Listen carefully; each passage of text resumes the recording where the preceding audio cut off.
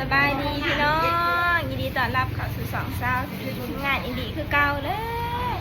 สาวตีบเข้ามาในเมืองพี่น้องเมื่อนี้มาเฮ็ดของขวัญพี่น้องของขวัญให้บ่าวซุกเนาะนี่ FC ข้างอย่างออสเตรเลียพี่น้องออสเตรเลีย เพิ่นอยู่แต่ว่าเพิ่นอาจจะอยู่ไทยว่าสาวตีบก็บ่ฮู้เนาะเพิ่น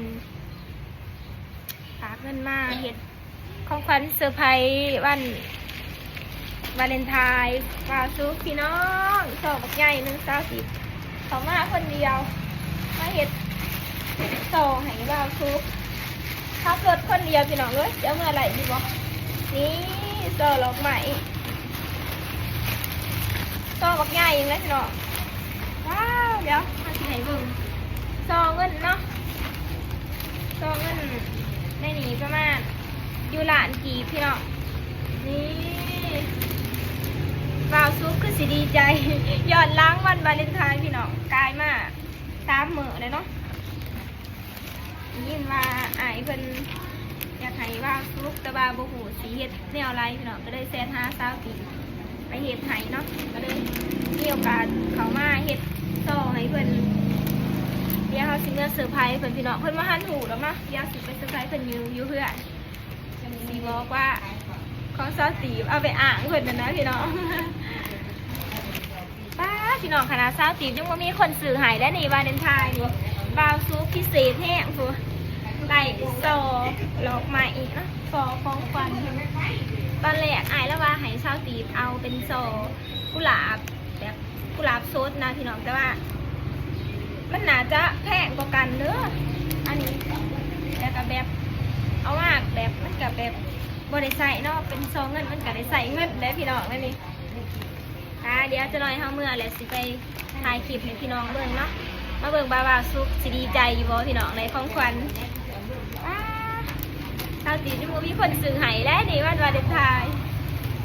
ไปเดี๋ยวเราไปขอกันอยู่ที่บ้านเลยเนาะพี่น้องตอนนี้กำลังสิเดินทางออกเมื่อเด้อไปกำลังสิเมื่อพี่น้องเบิ่งของสาวตีหอยเต็มรถเนาะอันนี้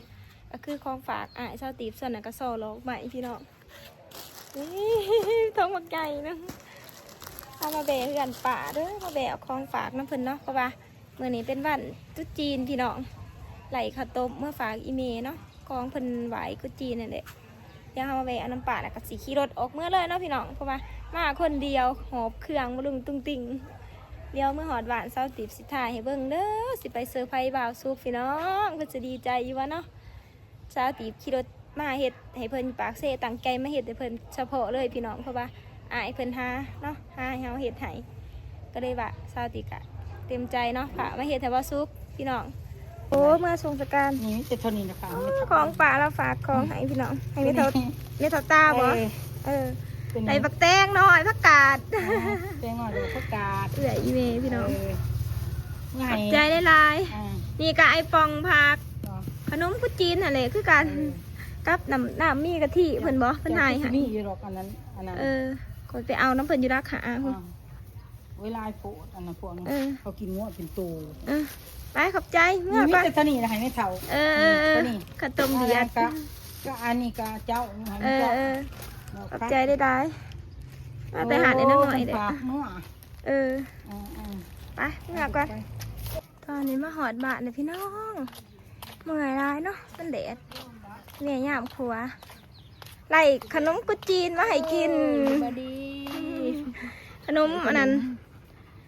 พี่เอื่อยพามาให้ทะเลปั้นกับเพื่อต้นอันนี้สไลด์อังเปาค่ะ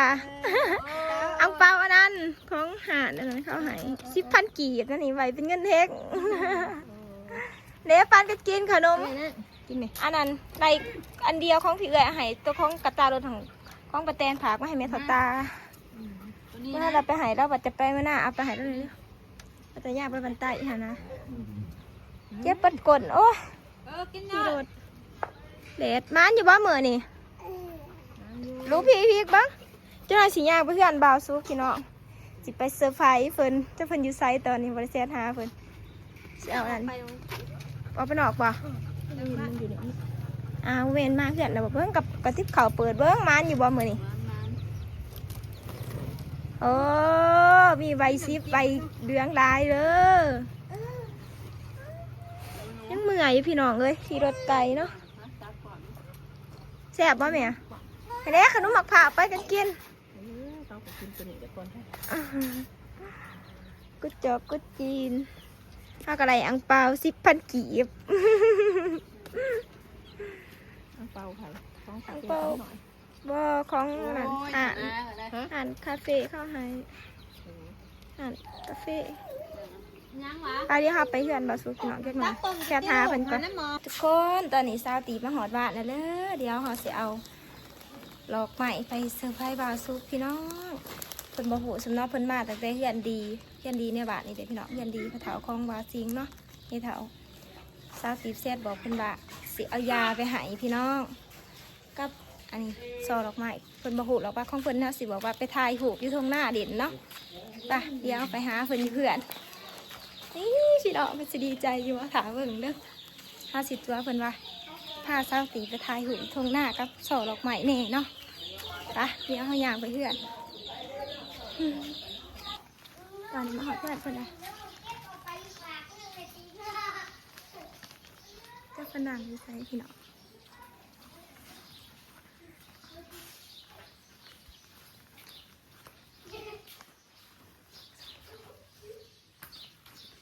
เพิ่นนั่งอยู่ข้างเราพี่น้องสาวตีจะเอามาให้เพิ่น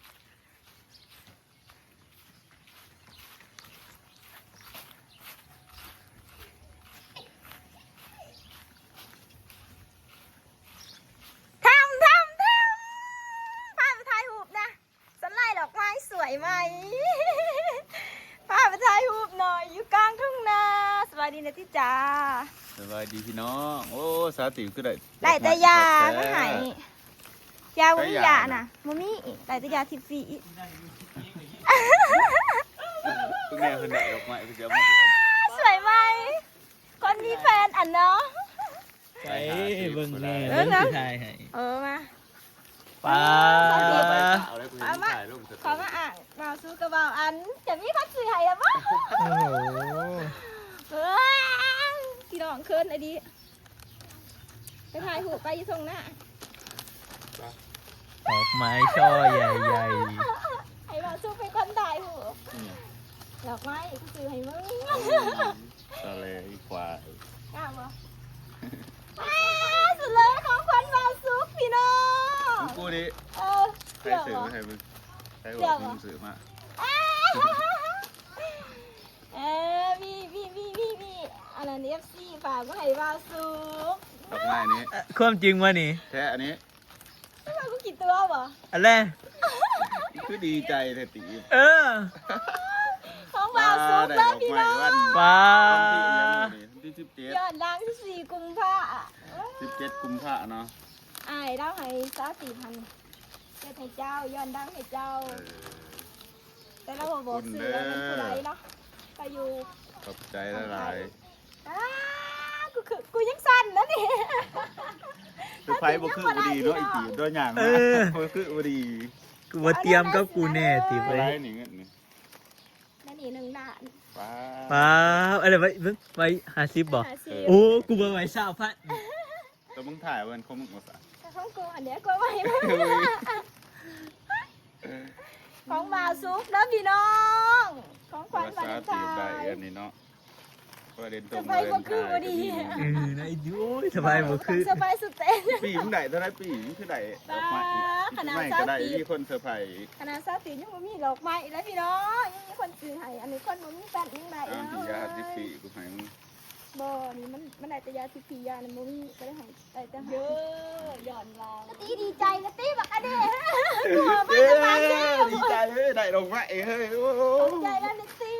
ขอบคุณเด้อขอบคุณนะได้ครับสำหรับดอกไม้วัน17 กุม มึง ภา กูบ่ พันธ์ ฝากคนส่งมาแล้วก็ถ่ายถ่ายอีก3มื้อถ่ายอีก3มื้อเพื่อที่เป็น ตากแดดไปหมู่บ้านตอนเที่ยงมาสิว่ากรุงเทพเนี่ยกระเดดแห้งอันนี้เดดเขาอยู่กระเดด ไปสิมึงไปเสะเห็นยังไปเฮ็ดดอกไม้ ว่าอยู่ เจ้าแม่ยานจะน้อยใจเท่าไหร่ซอ14กุมภาย่อเบิดเด้อ 17 กุมภาพันธ์เนาะ ขอได้ก่อนขอได้ถ่ายรูปก่อน ตัวนี้ว่าตุ้มถ่าย จ้าตัวนี้เดี๋ยวจ้าขอแอบอ่านที่ซื้อ ทุกกะว่าได้ตีบได้ดอกไม้ที่แต่ของตัวเองก็บ่ฮู้เด้ เอาสีขาวนะพี่น้องว่าสีแดงนะจะไหนว่าซุปสีบ้านแววเกินไปนี่เลยง่ายเนาะมัน เกี่ยวกันว่าสีกันดิ ถ้าปีใหม่ก็ได้โซ่บ้าง ขอได้สีแดง เขาบอกเอาแล้วคอยคาถาเอาวันที่8 เดือนสาม ไปไว้ยัง เขาบอกผู้เฒ่าเลยได้วันนี้ซะ ผู้ ก่ ห อ ญิ น งซากคน ที่ชวนไปขวดโซดินหมู่ได้หลังไปวะ เออได้บางสุพรรณอันนี้นะพี่น้อง ขอบคุณเด้อขอบคุณอะไรครับผ เขา ม ขอบคุณกูเลยว่ากูหอมมาก ใจซาตีเด้อเพิ่นไปซื้อมาให้ จะเห็นไปสั่ง ตอ นะ น พี่ ที่ น้ เรา อง คือตอนที่เขาว่าเลยซอ เพื่อสิเอามาเนาะตีบดอกว่าง่ายมันนึง ยังไงจะคือไหนกินรถจักร ซื้อคนเดียวนี่นะกลัวมากเวิร์ดโดดจริงๆหัวก็เขียนหอบเครื่องมาทำนี่แต่นั้นมาซุปสีสั่งอันนั้นอันนี้โอ้ยยุดก็เด้อเมื่อยแห้ง เอาเขาว่าสิเฮ็ดอันนั้นสิ เขาบอกยกเจ้าหมู่บ้านผู้ดีขอมาเสียมาแต่บ้านนี่ขึ้นมาอยู่ก็ได้เปลี่ยนเป็นมือใหม่ โธ่ ก็ได้บ้านมันไปหอดว่านี่ค่ำไหน4 โมง3 โมง4 โมง ไปซื้ออยู่ในเมืองกู ก็ได้เมื่อตะวันไปอยู่ ว้า ใส่สัตว์ ดีโท สั่งเลยพี่น้องสั่งไว้แล้วก็ ปา ไป ตี เอา ลงทุนไปเอาหอด ฝากไปหา มีปากเซ่พวกพี่น้องเลย อืม มาใกล้ๆ ไม่เมื่อยตัวนี้ถ้าก็มาหอดด้านนี้พี่น้องก็เอามาไอ้บาสูสวยไหม ขอบคุณนะครับขอบใจเด้อ ดีใจแทนบาซุกนะขนาดข่อยยังบ่ได้โซ่พี่น้องเลยแทนกับบ่มีโซ่กับมีคนให้ปัดชนะ มึง จะ บ่ นะ งามแนวน่ะเด้อมึงบ่งามเด้อเสือ โสดได้อพี่น้องไปมาข่อยทำมาโลดเพื่ออะไรดอกไม้ว่าที่8 เดือนสาว มันก็ใส่ซื้อคลิปนี้ซาตีบโซนเด้อทักมาโลด อยากได้ดอกไม้ดิบ่ เออ นี่ได้อพี่น้องคลิปเซอร์ไพรส์บาซุกซื้อดอกไม้มาให้เพิ่นเนาะเซอร์ไพรส์1 ด้าน ใจซาตี 4 เด้อ ค่า เพิ่น โซ่ ก็เอา 2 แสนหา เห็นบ่ โอ้ย ค่าซ่อนี่แพงกว่าอันนั้นอีกบ่ แม่ จ๊ะ นตอนแรกเขาว่าเสียดใบซ่าเอาใบซ่าหัน50 ใบหัน3 แสนหาก็ได้กระยามันเงินซ้ำกันก็ได้เอาใบ50ซะ อืม ก็ได้ดอกไม้ดอกไม้ดอกไม้ อยากดัง เขาใส่แต่เงินเนาะ 7 กุมภา ดอกไม้เป็นดอกไม้นะ สบายดีเด้อพี่น้องวิ่งอ่ะ มีแต่คนใดโซ่เนาะเฮ้ย ได้เป็นไม้ก็ได้ซ่อได้เด้อ อะไรซอหอยดุ้ง เปลี่ยนกันยังสอบมันก็สอบ โนจะได้เด้อ เปลี่ยนเดี๋ยวสอบมันได้ได้ เขาได้เด้อนี่เขาได้เด้อ ของเราซื้อ ปล่อยมีคนฝากมาให้อยู่ได้ครับ เซอร์ไพรส์ย้อนได้ว่าไพ่ถ่ายย้อนหรือว่าโมโหคุณหรือว่าความรัก ซื้อมาจะหูยนะเราหูก่อนเนี่ยมาจ้ามาเจ้าทีเสียมาหายนี่ หูละตีบุหูแล้วว่ามึงถือเอามาให้ หา แม่หรอพูดแล้ววะ หูแล้ว มันก็ว่าเซอร์ไพรส์ได้เนาะ จำเพาะมันจะมาเซอร์ ตัวว่าสิมาตำบักหุ่งบ่คือโอดีตำสมกินอยู่ทงนะเพิ่นว่าบ่ปกติมันว่ามันสิเอายามาให้กูอายาอีหยังปกติกูป้าไปหันเด้อมันสิว่าขันเอายามาอันน่ะแต่ถามกูมาแล้วบ่เทื่อนดีน่ะ วางแผนกำกันไปแน่ มาแล้วบ่เทื่อนดี มาหอดเดี๋ยวนี้หัวย่างแล้วคุณเมื่อไหร่ จักหน่อยกูเมื่อวันนี้เซตน้ำอีกว่ามันต้องมีแนวแท้ๆติวกูว่า มาหอดจะมันสั่นสดเลยเอาไปหามันเลยใส่ยังกะยาพอเซอร์ไพรส์กะยาน้องพี่น้องซ้ำนี่ก็พอเลยเนาะ เอามากันนี่แหละดีแล้ว ใจเด้อเนาะขอบใจน้องดาวซุกก็ดีใจไรเห็นตามแบบที่น้องอะไรคอนเทนต์เนาะพี่เนาะเพราะว่าเขาถ่ายลงในสตอรี่สมมติว่านี่พ่อเนี่ยเข้ามาเสื้อได้ เย้ยข่อยยังเสือสาวตี ไว้สิบ่เสือเลย สาวตีบได้ซองอ่ะวันนี้ทำผิดเลย โซ่ได้พี่น้องสติว่ามีแฟนไปพี่น้องคลิปนี้ก็สำเร็จเนาะการเซอร์ไพรส์วาสูขอกันคลิปหนาเด้อ